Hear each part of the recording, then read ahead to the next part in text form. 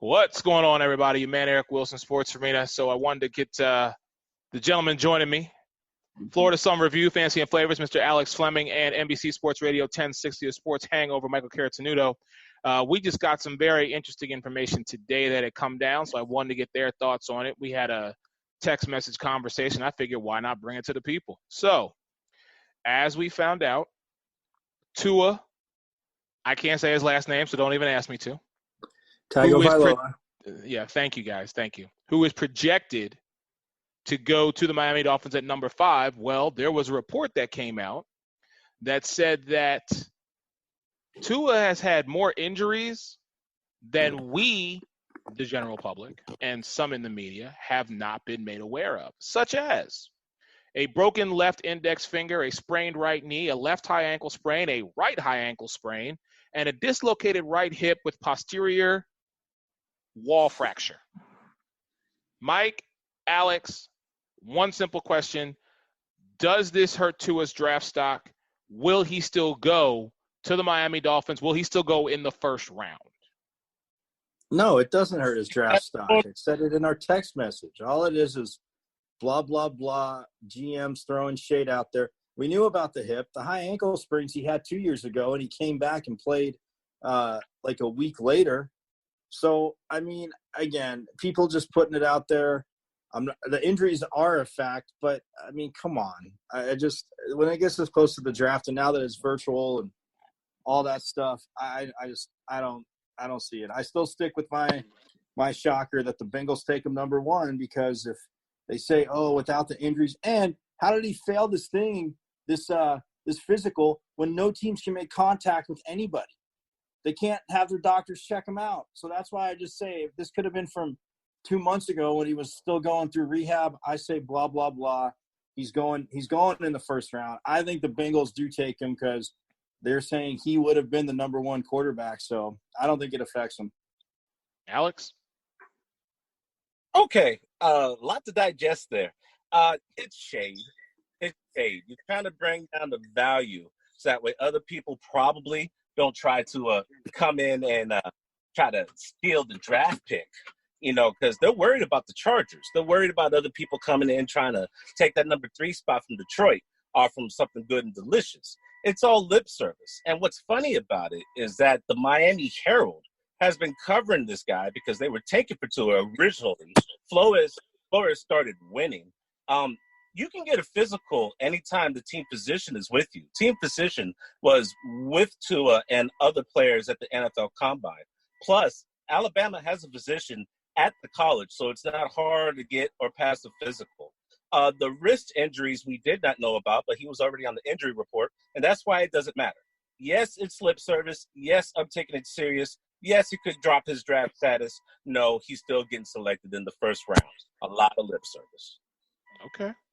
Yeah, I just find it very interesting because we've seen incidents like this, such as a Laramie Tunsil, the night of the draft, when there were photos that surfaced of him in a gas mask and all this other stuff. So, the question that I have to ask myself is, now that it's come to light and we all have been made privy to this knowledge, does it hurt him? I personally think it does. Mike, you think blah, blah, blah, he's still going in the top 5. Alex, you think it's lip service. But I have to tell you both, stranger things have happened.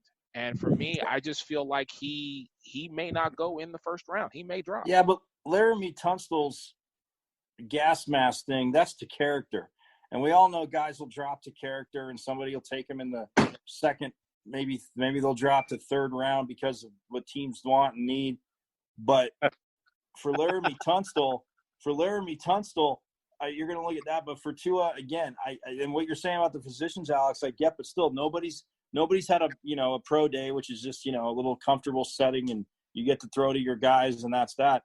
But I'm going with the wrist we did know about because, I knew about one of the wrist injuries and again, the kids come back from everything. SEC quarterbacks, the thing they should be talking about is how, in 3 years, 2 full years, and then obviously the championship game, but 2 full years. I mean, he's played against a bunch of junk, pathetic secondaries anyway. I mean, take into consideration or not, whatever their conference schedule, half their conference, Eric, you and I talked about this a few months back, but half their conference was absolute junk when you look at their records. Mississippi, they beat Mississippi State, or no, they beat Ole Miss, and they got so praised for, just how they romped Ole Miss. And even though Ole Miss has had some scholarship issues because of the whole cheating thing there, or whatever, violations. But long story short, Cal destroyed Ole Miss. And yes, being on the West Coast, you can say, oh, Pac-12 home or not. Cal went into Ole Miss and won and destroyed that secondary. And it's like, oh, Cal was like undefeated, and they went to like 17 at the time, or 15 at the time. And Cal barely gets any credit. But Alabama 2 weeks later destroys that pathetic secondary. I mean, the receivers are fast from Alabama. We all know that. But you, me, and Alex could have covered better than those corners. I'm serious. I mean, Judy ran the same pattern three times in a row, and literally on the highlights, like, he's not making any different of a move, and the DB looks freaking clueless. So again, does he have talent? Does he have talent? Yes, but again, long story short, I don't think it affects his drafting, just because he will beat up on bad secondaries if given the time. Yes, he is mobile. He's got to slide. I mean, the hip injury wasn't because he didn't slide. He was still behind the line of scrimmage trying to make a play. So, again, I say he still goes number one.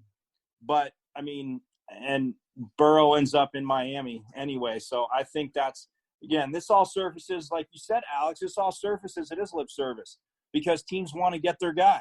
So it's the general managers, and I said this to Eric, I said this on my show a million times. Like, I've got to actually talk to a few general managers in different sports, but come draft time, they're good people. They could be great, whatever, great Christians, whatever. Come draft time, I'm not believing a word that comes out of their mouth before the draft. I'm sorry. I'm just not. All right. Go ahead, Alex. I was just going to say, plain and simple, it's a ploy. Don't fall for the trap.